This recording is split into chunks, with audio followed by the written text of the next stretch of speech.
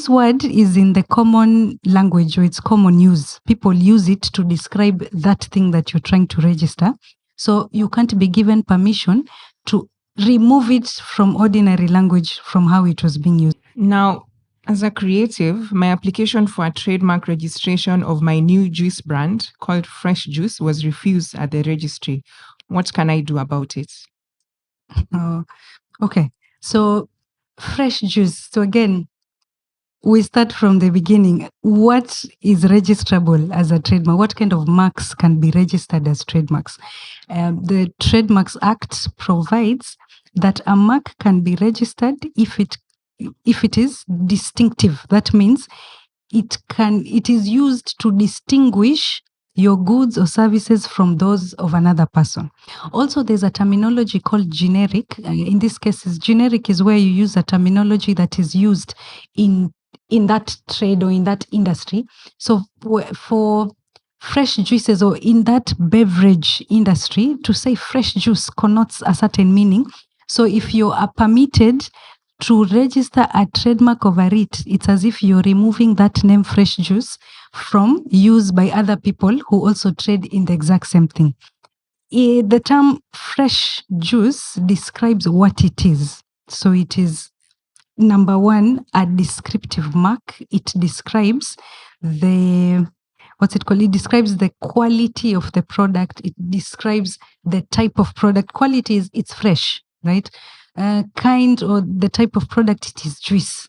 Marks, the Act specifically says that if a mark is descriptive or it does not distinguish products, different products from one proprietor to another, then those marks will not be registered, or registration will be refused. This word is in the common language, or it's common use. People use it to describe that thing that you're trying to register.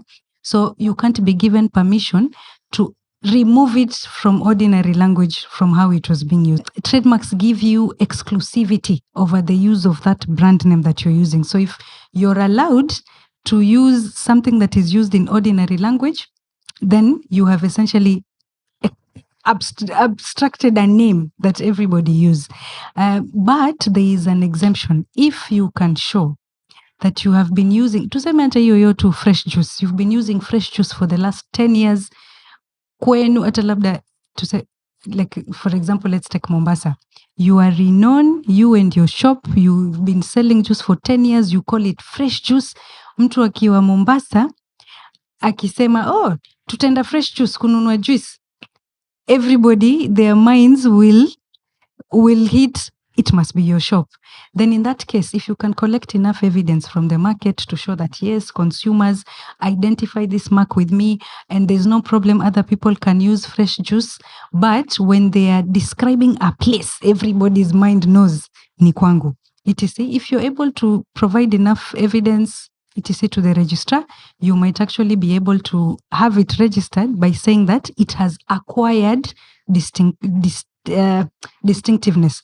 So in this scenario, what can happen? I think you can, step one, add some distinctive characteristics to your fresh juice. You can keep fresh juice there, but maybe add a logo or design something, add another word, which, like invent a word, add it, alafu fresh juice chini. You can apply colors, different things. You can try and make it distinctive and resubmit that application.